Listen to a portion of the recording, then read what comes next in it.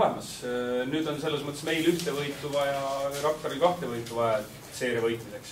Ja selge see, et initsiatiiv on nüüd meie käes, et 3 järjestikust mänguvõitu loomulikult ka ja kõik on nii-öelda meie kätes.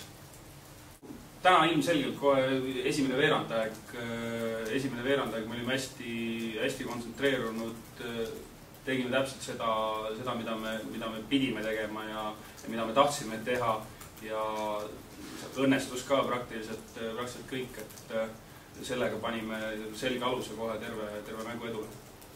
Ja eks need eelnevad mängud on ka näidanud, et ikka alguses see, kes alguses initsiatiivi nii-öelda võtab enda kätte, et sellel on kogu mängu jooksul lihtsalt. Loomulikult selles suhtes tänapäeva korvpallis 10 silma sain ju 3-3-st, et loomulikult oli seal närvilisemaid momente mingi perioodi jooksul, aga samas jällegi täpselt nendel kõikidel momentidel, kui see vahe läks sinna 10 silma lähedale, siis me suutsime jällegi väikse breigi teha iga kord ja tõmmata jälle sinna 16-17 peale. Et selles suhtes täna ikkagi otsustavatel momentidel suutsime initsiatiivi hoida.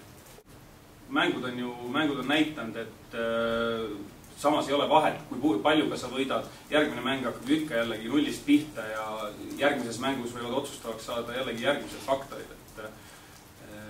Nii nagu Vallogi ütles, et see, et 10 peale vahe kukkus, see hoidis neid ka kogu aeg pinges.